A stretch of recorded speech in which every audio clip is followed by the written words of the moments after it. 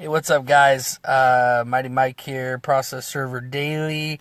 I just gotta, I don't know, maybe rant, rave, I don't know, something here this morning. It's a beautiful morning. First of all, I just got out of the gym, and I feel like I'm gonna rock it today. It's just a great day, but I got a call again today from this lady, from a young lady who's distressed, and it seems to happen about 2 or 3 times a day lately that somebody calls and says, I filed my papers in Chico.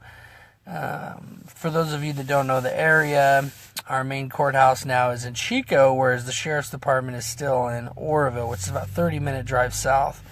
So people will come to Chico court, file their paperwork, and then the court will actually recommend that they go to the sheriff. Well, it's a county, and technically the court's is a state organization, but they send them down to the sheriff, and then the sheriff's department takes their money. Sometimes the sheriff does them for free, so they are a service to the community in many other ways, and that's my disclaimer here.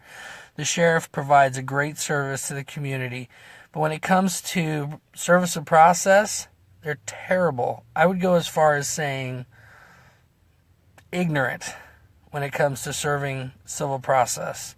I get people calling me on the daily that say, and the sad thing is it's single moms that are sent down there, pay the sheriff $40. Okay, that's cheap. All right. But you get what you pay for. The sheriff doesn't make a single attempt after 5 p.m. or on the weekends. Like, I teach other process servers how to serve papers, and the only time you make a service, at least your first 2 attempts, is in the evening, and preferably one weekend evening.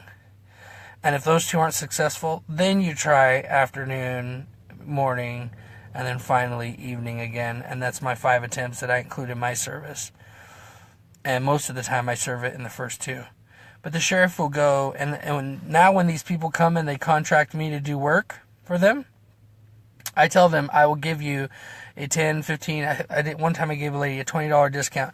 Bring me your declaration, because I charge $125 to serve a restraining order, and it's much more than I normally charge for stuff. Just because it's a rush situation, you got to return the paperwork, get the proof of service back to them right away. I mean, it's just a very rush process, and so... But I'll give them a discount because I want those declarations. I have a whole folder now full of process server, sheriff's department declarations. And let me tell you something, they're producing garbage. And I hate to do that because I know a few deputies, and I really appreciate the service they do provide for the community. But civil process, not their forte. I'm not trying to take them on as an entity in the community or whatever. I'm just irritated, and I feel like it's a civil injustice to the community to do that to them.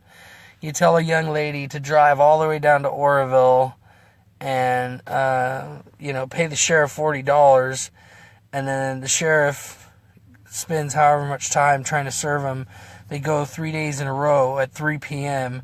or at 2 p.m. every single day, and they return a declaration that says that. And then they give that to the court. They don't even give that to the customer. They give that to the court.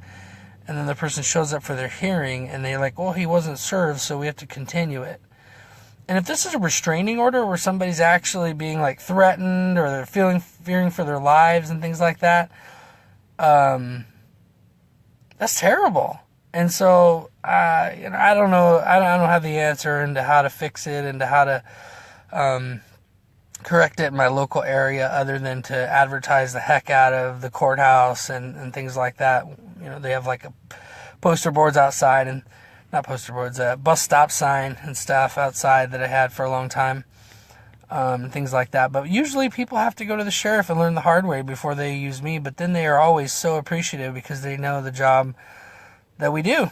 We get it done, even if it's up in the middle of nowhere, that's what process servers do. So I just want to leave this little rant and say that also right now there's in Georgia there's litigation where process servers are suing the Sheriff's Association for and all like 159 sheriffs in their state for not allowing service or process in their specific counties by private process servers. So it's an interesting industry.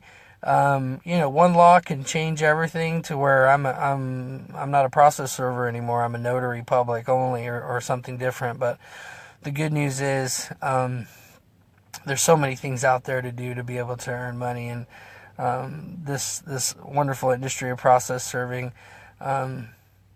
is just a great way to earn a living and to meet new people and to help people who are trying to get through this legal situation they found themselves in. So I just wanted to leave that with you.